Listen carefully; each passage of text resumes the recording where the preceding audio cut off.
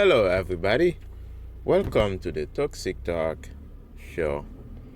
Today's podcast, we're gonna talk about DCA because I feel like most people don't appreciate the potential of DCA um, and how important that is um, in Bitcoin, because too many people are looking for the bottom of the market so they can accumulate, while they have so much time to accumulate, like every day or every week.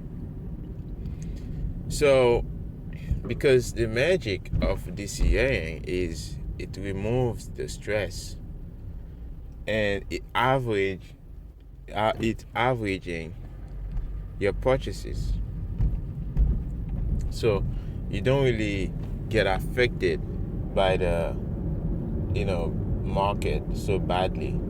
Because most of my mistake in Bitcoin was because I got in when everybody is talking about it, and when it was cheap, I never really learned about it. So when people were talking about it, that's when I got in. When the people start to you see so much talk about it, everybody's pushing it, right? So that's when I got in. So the best time to get in is when it's calm, right? So it's like learning to drive, right? The best time to learn, the best places are the places that where there are not traffics, right? When you just started to drive, you want to go when it's low traffic, right? And then now you have time to learn. You have time to get the strategies, and so. But if you're trying to go when the first time, right, on a busy street, right, when everybody is busy coming after work, right, it's not a good time. So that's why I feel like, man, if we want to really have like a good strategy to accumulate Bitcoin. If you want to have enough Bitcoin, you need to find a way to DCA, right? Like everybody have a different DCA strategy, right? Some people accumulate every week, some people accumulate every month. I told somebody about Bitcoin, and he thought it was about, oh no, you have to look at the price every day and check it on the computer and all those things. I said, no, it's not that. It's not trading. I don't tell you to trade. I don't tell you to, check on the market. No, you don't have to do that. Remove that stress. You only have to do just buy it and hold your keys and forget it. Set it and forget it. And go check it like, when you want, whenever you want. There's no stress on trying to outsmart the market. You don't have to do that, right? So this is what he didn't want to get into Bitcoin. I said, hey, you just get to just buy it, and if you want to accumulate every week, right, every 2 weeks, you want to get some, just get some.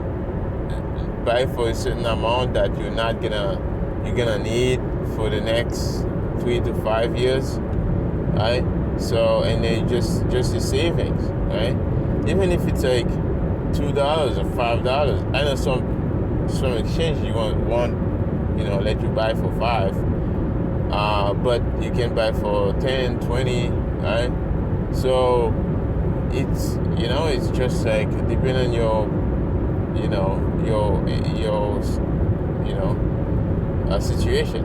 So yeah, so I wanted to talk about that and just remove the stress of the market. Always talk about it. Think about it this way: you have like the market, right? In There's a bear market, right? So you see, during the time in from Bitcoin history, you have 2 years, right? 2 years where the price is low, is very cheap. All the people, all the bulls, they all gone, right? They left the market. And then you have another 2 years where the market is booming, right? Everybody is talking about it. Like you have the halving happened and all those things. It's getting scarcer, and then the price boom. So when the price boom, you have a bunch of people who bought the top. And when they buy the top and they make maybe they double their money, or maybe they make 1.5 of their money. So what they do, they basically take some, right, and they go buy altcoin and stuff like that. And the altcoin boom too. And then when altcoin booms, they don't get out on time because they don't know the market, right? So what happened is altcoin crashes, right? The whales pull out, and when the whales pull out, right, and then they left holding the bags. So when they left holding the bags, right, so they basically lost. Most of those altcoins, they're not coming back. They just, because people already know them, right? So remember 2017, some altcoin, they never came back, right? So it's painful. So when they lost our Bitcoin, right? If they're whole, they would probably be in profit after 5 years. But now, because they traded it for altcoin, they lost that. So it's a regret, right? So, and then when you have that, right, you have a situation where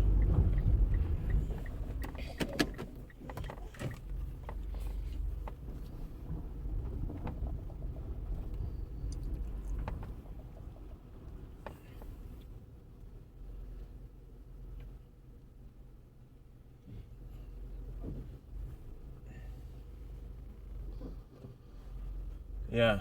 So sorry guys, I was parking the car. You have a situation where these people, they lose all most of their money.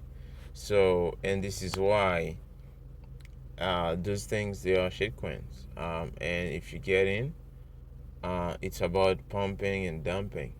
There's no fundamentals, nothing behind them.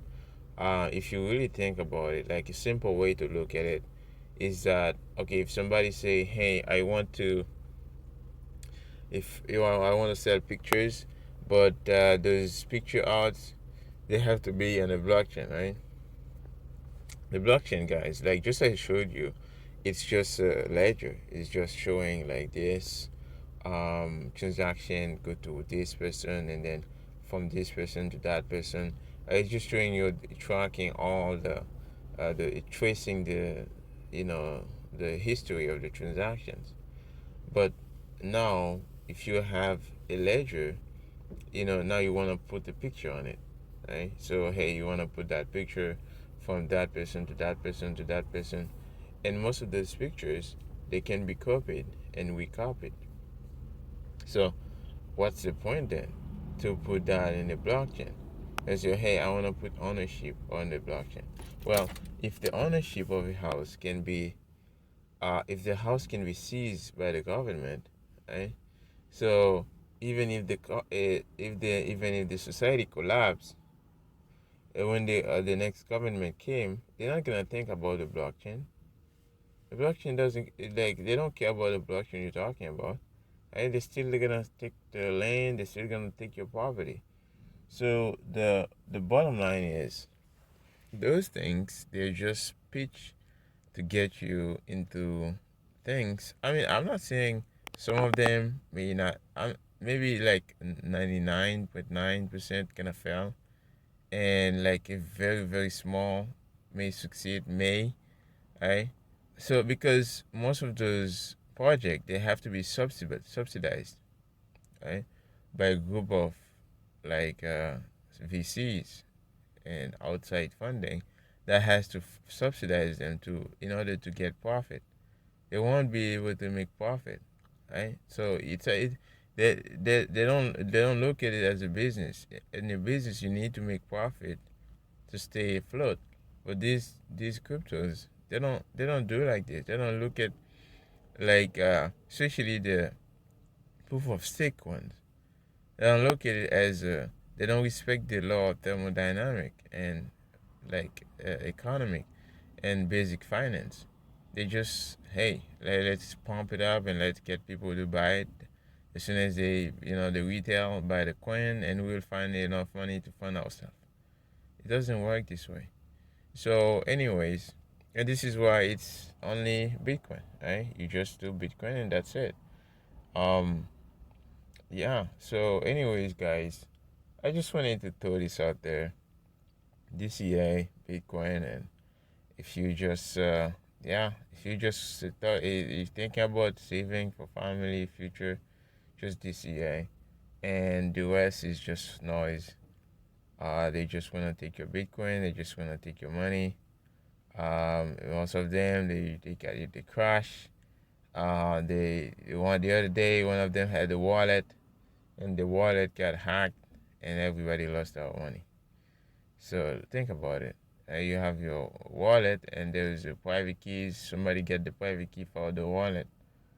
So yeah, it's just like all those things that happen, and you have like crashes. You have hacks. Like every time we have an hack, we have a hack.